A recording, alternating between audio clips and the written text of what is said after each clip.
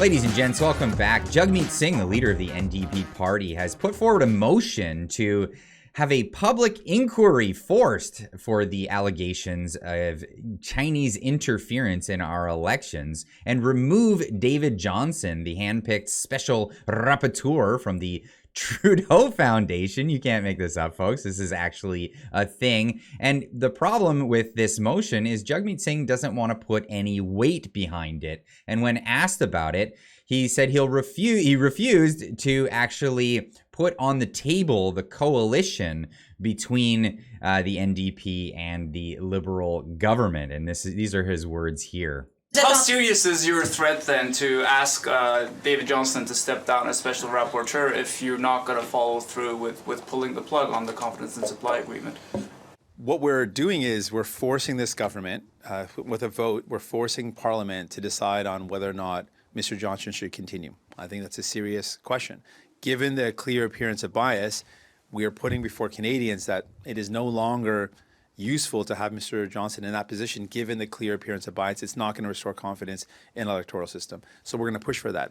But and he continues to talk about why he won't end his coalition. But here we are. The motion actually passed. Here's Brian Lilley reporting on it. The motion calling for David Johnston to step down and for a public inquiry to be called has passed 174 to 150. I don't know if Jagmeet Singh was actually anticipating this actually passing. Justin Trudeau voted against it and now will ignore the will of the House. Really? Is this what's going to happen? Is he going to ignore it? It turns out that's exactly what's going to happen. Real Andy Lee Show on Twitter putting this out. New David Johnston has refused to step down as Justin Trudeau's independent special rapporteur into foreign interference after Parliament voted in favor of him being removed from the investigation. And here's a statement here where he ended off saying, I deeply respect the rights of the House and Commons to express its opinion about my work going forward. But, in a big old but, my mandate comes from the government. I have a duty to pursue that work until my mandate is completed. So the House of Commons has nothing to do with the government. The will of the people wanting this guy to either to recuse himself of this position because of the clear conflict of interest, him being a former Trudeau Foundation member and board member, and well, actually having when the conflict of interest was first seen. He went and found a lawyer and judge to look into him and see if there was a conflict of interest, to which that judge found that there was none. Turns out that judge also was a member of the Trudeau Foundation. You can't make this up, folks. You really can't. But Jagmeet Singh, of course, he's refusing to end this coalition with the Trudeau government. This is a report from True North News. NDP leader Jagmeet Singh says he was refusing to end his coalition with the Liberals and trigger an election until confidence is restored in the electoral system. You can't make that up. What are you even saying? We can't. The last election we had brought the government that we have in. It was unjust and it was compromised. So therefore, we can't have another election. He says because we can't. Sorry, we're just not going to do it until then. Anyway, Andrew Scheer gets up and talks about after this vote passed, how this is going to really do nothing. So the House of Commons has just voted again to demand a public inquiry, a full public inquiry into Beijing's interference in Canadian elections. And the NDP would have you believe that they're serious about this. It was their motion.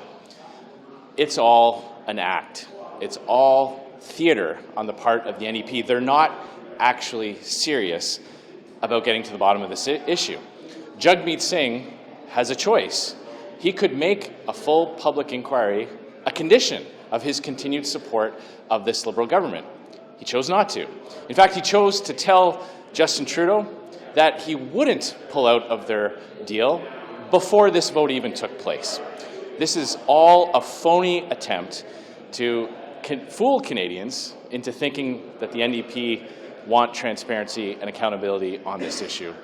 And I'm here to say today, unequivocally, at every step along the way, the NDP, under Jagmeet Singh, have made a decision to continue to please their coalition partners, to continue to prop up this Liberal government at the expense of getting to the truth on this interference scandal.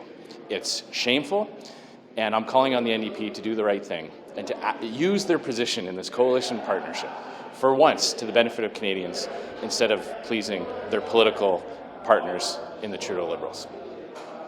There we go. And then he takes questions about this. Now, Stephen Tyler posted this exchange with a reporter where the reporter couldn't even contain from laughing. He couldn't hold back from laughing while asking this question to Jagmeet Singh. It's just ridiculous. Possibly continue to support the government if they do not agree with your motion. You just said he would have put the country's interests behind his own.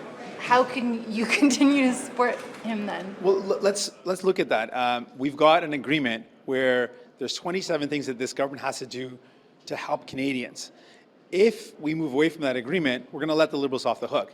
Let the Liberals out. He just said that the Liberals are putting their own interests ahead of the country, and yet he's willing to support them in this. Now, here's an interesting read from Dan Knight on Twitter. He put out this statement out there. Jagmeet Singh, a case study in political cowardice. In the grand theater of international politics, the one often encounters characters whose actions are so bewildering that they seem plucked straight out of a political satire. One such character is Canada's very own Jagmeet Singh.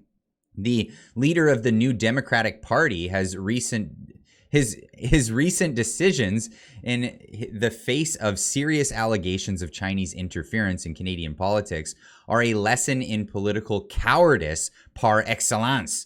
Now, you may be wondering, what exactly has Mr. Singh done to earn such a distinction? The answer lies in his remarkable ability to prioritize political expediency over the safety and integrity of the very democracy he purports to serve. Let's lay out the facts. Kenny Kwan, a prominent NDP member, has been targeted by Chinese government due to her outspoken advocacy for human rights in Hong Kong and the Uyghur Muslim minority in China. This isn't conjecture. Canada's spy agency confirmed it. This is, of course, because of the CSIS leaks that we wouldn't have gotten this information if it wasn't for leakers to the press. So very proud of these CSIS individuals that leaked this to the press, and the press that had the guts and the courage to actually report on it.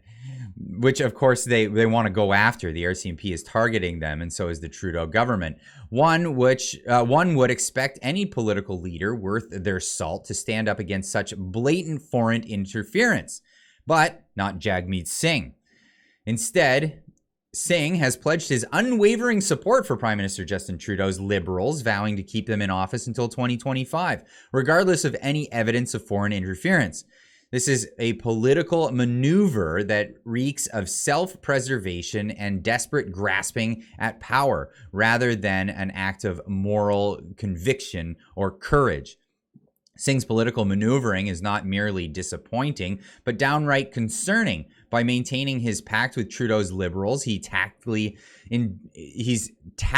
endorsing a government that stands accused of not doing enough to confront foreign interference.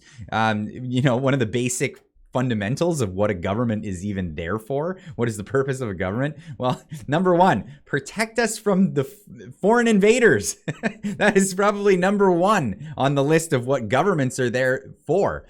You have to wonder what kind of leader prioritizes his own political survival over the integrity of his country's democratic process. Moreover, by pledging to keep Trudeau in power until 2025, Singh sends a clear message that maintaining his political influence is more important than addressing serious threats to Canadian democracy. It's an act of political cowardice that leaves one wondering if Singh is willing to sell out the principles he claims to stand for, just to keep a firm grasp on his sliver of power.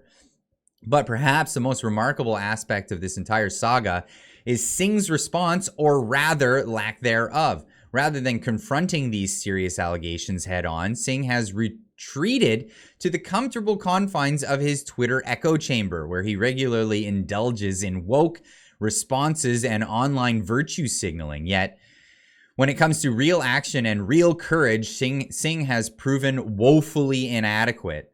In the end, it is just about Singh's lack of moral courage.